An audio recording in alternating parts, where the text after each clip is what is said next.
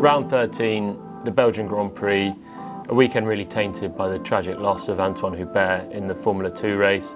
I know the drivers would have really struggled to get up and race on Sunday, but they did race, and there was some great performances, including Charles Leclerc, who in fact dedicated his victory to Antoine Hubert, who he knew well. So fair play to the drivers who went racing, and we had a bit of action to talk about as well. So the racing action really started at turn 1 in Belgium, as it so often does. La Source is a really tricky corner, short run to it, the cars are always really tightly packed, and then it's a tight right-hand hairpin, and it caused our first incident of the race. Max Verstappen starting in 5th place. The Red Bull wasn't particularly quick in Belgium, starting alongside Kimi Raikkonen, who's always quick in Belgium, in 6th in the Alfa Romeo. And Verstappen got a bad start, and he drops behind Raikkonen in the Alfa Romeo, and then Sergio Perez as well, who had a strong weekend in the Racing Point, comes through. But Verstappen looks down the inside, later on the brakes, and then they have contact at the apex. Raikkonen comes completely across, and Verstappen ends up hitting left front to right rear. So if we go back now and have a look on board Verstappen, you can see actually he's a fair way behind Kimi Raikkonen as they come into the braking zone. He's got Sergio Perez as well, and Verstappen just goes a little bit deeper on the brakes than Perez, and then Raikkonen as well.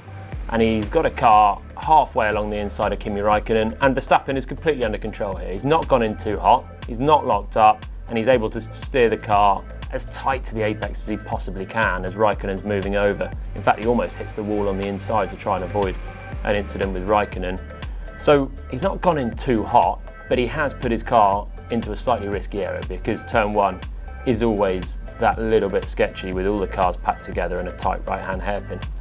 In the end, contact couldn't have been avoided from Verstappen's point of view once he'd gone in a little bit deeper on the brakes. On the exit of the corner, you can see he's just sort of playing with the steering wheel. He knows that there's some damage to the car, a bit of suspension damage. He's trying to get a bit of a feel for it on the way down to Eau Rouge, not the corner that you want to be heading into with some sort of damage. And sure enough, the suspension fails as he tries to turn right, and he goes straight on into the wall, out of the race.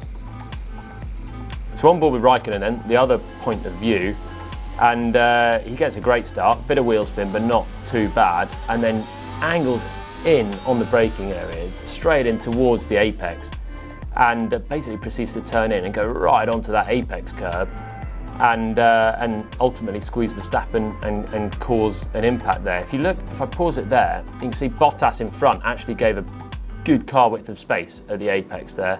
He didn't risk it, Raikkonen did. I think probably for Raikkonen, he saw Perez in the mirror and didn't realise that Verstappen would have been there as well. He would have seen the pink Racing Point drop back and thought, oh, he's got the corner. Turns in, not assuming that Verstappen's there, and Verstappen is there, and it's an incident that neither of them really needed to be having. Raikkonen not squeezed to the inside, unlike this example from 3 years ago. So this time Verstappen's on the front row, 2016, he's got Ferrari's 3rd and 4th, and again he goes to the inside, again he gets a poor start, and he goes for the inside on Kimi Raikkonen.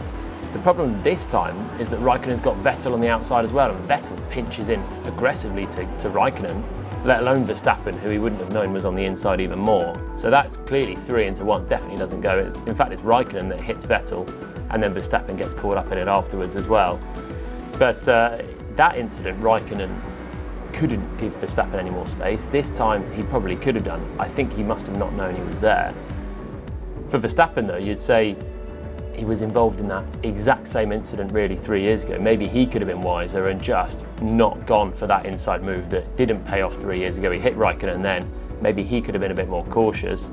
He was actually more under control this year. In 2016, he was a bit deeper on the brakes and it was a little bit more sketchy, a bit more out of control. This year, he was very under control, but he just wasn't given the space. I think it's one of those ones that both parties will think it's the other one. Verstappen would have thought that Raikkonen came across. Raikkonen would have thought Verstappen came from nowhere. Ultimately, they'll have to agree to disagree. I think the steward said racing incident as well. And for those two, both on the 3rd row, good chance of some points, and it ended straight away. It wasn't the only incident though of the first corner. Further back there was a touch between Lance Stroll and Daniel Ricciardo. These two somehow both carried on. Ricciardo had to come in the pits on the opening lap for a bit of damage repair. But Ricciardo gets an all right start. He's got a Haas of Romain Grosjean on his right-hand side. And then you just see, as a driver, when you see this unfolding, you're trying to choose which way do you go, left or right. And Ricciardo's pretty stuck to the outside. Magnussen goes off the track to avoid Kimi Räikkönen. And Ricciardo decides that he can try and sneak through on the inside. But then there's the slow-moving Verstappen there. There's Räikkönen rejoining from the outside as well. And it all gets a bit tight. And then bam, big hit, right rear, and Ricciardo's up in the air. And the big hit came from Lance Stroll, who started further back with an engine penalty. And he got a good start. He comes straight past Carlos Sainz, who doesn't get away from the grid at all. Then George Russell on his left-hand side, and Stroll now has a nice open gap to aim for at turn 1. Goes for the outside, and then tucks in as others are going wide and thinking about how they're going to avoid the Räikkönen-Verstappen tangle. Stroll's then really, really close between Pierre Gastly on his right-hand side and Daniel Ricciardo on his left-hand side. And he just gets on the throttle a little bit, which means that he goes slightly wider into Ricciardo and he can't really bail out of this one. Now, the natural angle that Ricciardo's taking is coming right across from left to right for Stroll. The natural line that Gasly's on is right to left as well. And there's just a complete pincer here. Stroll suddenly wouldn't probably have expected at that point Ricciardo to be coming, but he's on the track and that's what he had to do. And of course there's the slow-moving Red Bull as well ahead. And then basically Stroll bit of throttle and he gets into the side of Daniel Ricciardo. Somehow he carries on in this race and secures the point. There was quite big contact and he got away with this one. At the front though, there was a bit of action as well. Not an incident, but an overtake from Lewis Hamilton on Sebastian Vettel. So Ferrari front row lockout, and Hamilton really needed to get in amongst them at the start. Always a good chance. And he took it down at the source. On the inside, short run, made it through on Sebastian Vettel. Crucially for the race though, Vettel came back, an exact replica of the move last year for the lead. This time the Ferrari, they've got so much speed in a straight line. And even though Hamilton had a bit of a slipstream from Leclerc, Vettel just breezed past on the way up the Camel Straight, down towards Les Combes. And that was pretty critical for the outcome of the race because Hamilton then had an extra car between him and Charles Leclerc. Vettel was struggling a little bit in Belgium. He qualified a long way adrift of Leclerc. In the race, he was losing pace, but in losing pace, he was using his tyres a little bit more, and that ultimately was his downfall. He pitted early when Hamilton was pressuring him, then put in some blindingly quick laps, actually led the Grand Prix with the undercut, but he took, again, way too much life out of his tyres and never was going to be a serious threat by the end of the Grand Prix. But what he did do was just hold Hamilton back in a pure attempt to try and keep that second place. The Ferrari, again, the straight line speed made it very difficult for Hamilton to overtake. But finally, Hamilton did pass him and he could go and chase Charles Leclerc. But those few laps just meant that in the end, Leclerc managed to just about hold on. 1 or 2 more laps and Hamilton might have been able to have him, but it was just enough breathing space for Charles Leclerc, who drove a brilliant race. Really good all weekend. The only mistake he made was going straight across Les Combes on 1 lap, and he got away with that one. Held on, no mistakes. He's had a couple of nearly moments as well. Bahrain, the car let him down. Austria, Verstappen was charging at the end, similar to Lewis Hamilton, and he just managed to pass him with a few to go. This time, no mistake, and he took a well-deserved victory and dedicated it to his friend Antoine Hubert. Well done. First victory in F1. This one is for Antoine.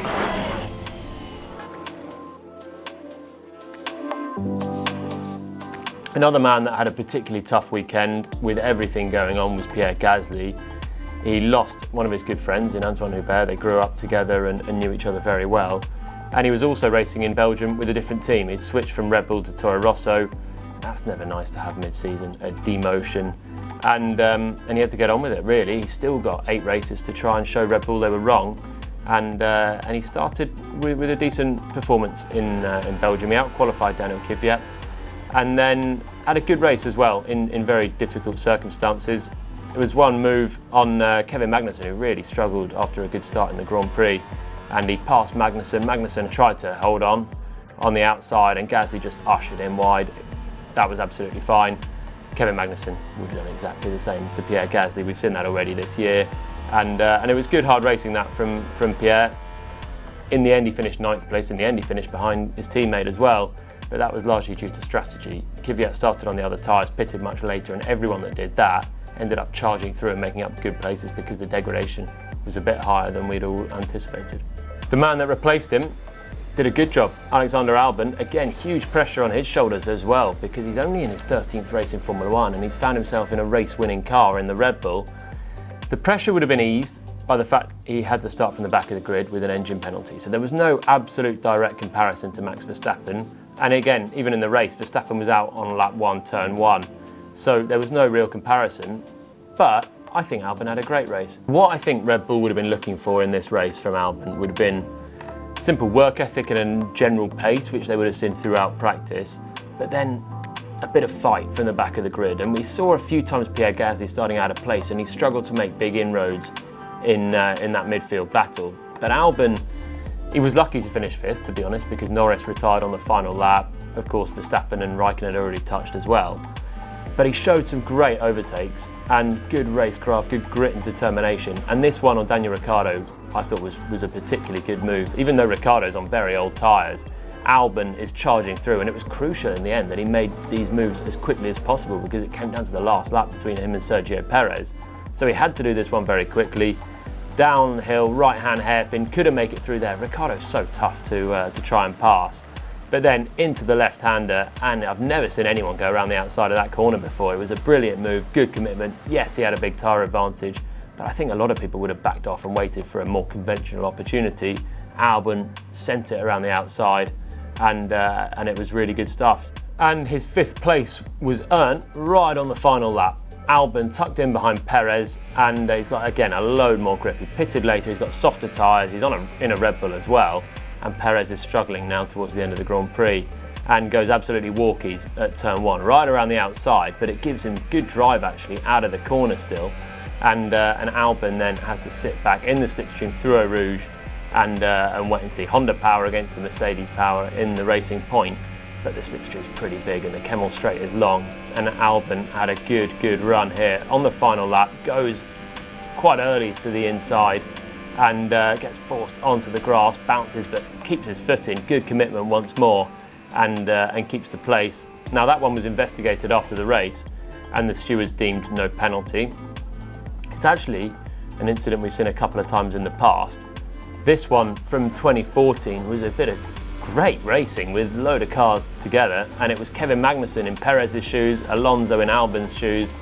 They both go around a back marker as well at the same time, and Alonso's got that run, goes to the inside, and Magnussen pretty much identically squeezes him, but just a little bit later on the straight. Alonso's bouncing that bit more, and he blends out of the throttle. And actually Jenson Button, Magnussen's teammate at the time, sweeps around the outside as well. Great racing, and right on the limit from Magnussen, as it was for Perez. Magnussen picked up a 20-second penalty for that back in 2014, which is huge. Another time we've had this sort of incident is a while back, Hakkinen Schumacher days, and this was a great race with one of the all-time great overtakes. But the lap before, Hakkinen had a great run on Schumacher. Of course, no DRS back then, very different days, groove tyres and all. And Hakkinen goes for the inside. This is even further down the straight, right towards the braking zone. And Schumacher moved across in a similar way. He actually left slightly more space than the drivers have more recently done, Magnussen and Sergio Perez. Schumacher, though, really hard, late, aggressive defence. And Hakkinen was fuming about that afterwards. He managed to win the race with that epic Zonta pass. But yeah, it shows that straight, that run out of Eau Rouge. It's pretty big, even without DRS back then. I think they both should be leaving their rival a bit more space. Again, I don't think you can be forcing a rival off the track like that. If you want to defend, go earlier and don't put another guy on the grass. Quite frankly, at that speed as well, contact there is possible when you do that, and it could cause a big accident. But Perez, if he was going to get a penalty, would have been only a 5-second penalty, and it wouldn't have changed his outcome anyway for the race. But Magnussen's penalty back then was pretty savage, 20 seconds. So there were some great drives on Sunday. Lando Norris was another man that did very well in a lonely 5th in McLaren until the final lap, where his engine let go, gutting for him. Antonio Giovinazzi was having a really good drive as well. He was in 9th, would have been 8th after Lando Norris's his mechanical failure right at the end.